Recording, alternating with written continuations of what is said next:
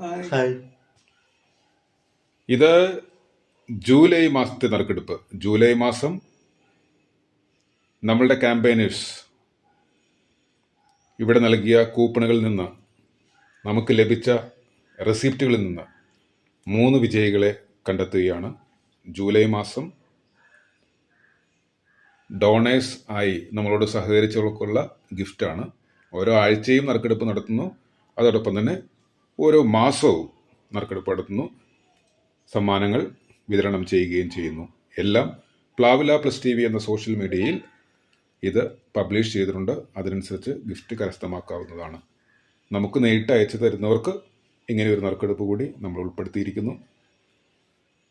അതിൽ ഇത് ആദിക PM എന്ന് പറഞ്ഞ ഓട്ടിസ്റ്റിക് ആയിട്ടുള്ളൊരു കുട്ടിയുടെ വിവിധ ഭാവങ്ങളാണ്. നിരവധി സ്റ്റേജുകളിൽ ഫാൻസി ഡ്രസ് അവതരിപ്പിച്ച ആ കുട്ടിയെ ഒരു മാതൃകയാക്കാൻ വേണ്ടിയിട്ടാണ് നമ്മളിത് ലാമിനേറ്റ് ചെയ്ത് സമ്മാനമായി നൽകുന്നത്.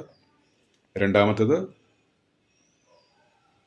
ഉണക്കപ്പുട്ടും തേങ്ങാപ്പീരയും എന്ന അനീഷ് സോമൻ എഴുതിയ കഥയാണ്. വീൽ ചെയറിലിരുന്നു കൊണ്ടാണ് തൻ്റെ കവിതകളൊക്കെ രചിക്കുന്നത്. അടുത്തതൊരു കുടയാണ്. കവിത എന്നൊരു കുട്ടിയാണ്. വീൽ ചെയറിലിരുന്നു കൊണ്ടാണ് ഇതെല്ലാം അവർ തയ്യാറാക്കുന്നത്. അപ്പോൾ നറുക്കെടുപ്പിലേക്ക് ഇതിലാരാണ് ആദ്യത്തെ വിജയി, ഏത് സമ്മാനമാണ് ലഭിക്കുക എന്നറിയാം. നറുക്കെടുപ്പ് ആരംഭിക്കുന്നു. നമ്മളോടൊപ്പം പ്രിൻസ് തോമസ് നമ്മളുടെ ഡയറക്ടറാണ്. നോക്കാതെയാണ് എടുക്കേണ്ടത്. നമ്പർ മാത്രമാണ് തിരഞ്ഞെടുക്കുന്നത്. അതുകൊണ്ട് തന്നെ വിജയി ആര് യാതൊരു പക്ഷപാതവും ഇതിലില്ല. ഇതിലെഴുതിയിരിക്കുന്ന നമ്പർ അനുസരിച്ചായിരിക്കും ഗിഫ്റ്റ് ലഭിക്കുക. ഏത് ഗിഫ്റ്റ് എന്നുള്ളത് കൂടി നറുക്കെടുപ്പിൻ്റെ ഭാഗമാണ്. ഏതായാലും ആദ്യത്തെ ഒരു നമ്പർ, ഈ വിജയി ആരെന്ന് നമുക്കറിയില്ല, നമ്പർ മാത്രമാണ്. അതുകൊണ്ട് ആരെയും നമ്മൾ മുൻകൂട്ടി തീരുമാനിച്ച് തിരഞ്ഞെടുക്കുന്നതല്ല. ഈ വീഡിയോ തന്നെയും നോൺ സ്റ്റോപ്പാണ്. ഇത് കട്ട് ചെയ്ത് അയക്കുന്ന ഒരു വീഡിയോയുമല്ല, എഡിറ്റ് ചെയ്ത് അയക്കുന്ന ഒരു വീഡിയോയുമല്ല. അപ്പോൾ നറുക്കെടുപ്പ് നടത്തിയിരിക്കുന്നു. ആദ്യത്തെ വിജയി GB5 1877. ഏത് ഗിഫ്റ്റാണ് ലഭിക്കുന്നത് എന്ന് നോക്കാം. യെസ്, ആ നമ്പറിന് 1877 കിട്ടിയിരിക്കുന്നത് മനോഹരമായ കുടയാണ്.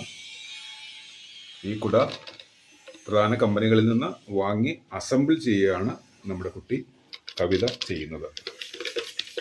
എല്ലാവരും അങ്ങനെ തന്നെയാണ് കുട നിർമ്മിക്കുന്നത്. അടുത്ത വിജയി GB5 2912. ഇതിലേത് ഗിഫ്റ്റ് എന്ന് നോക്കാം.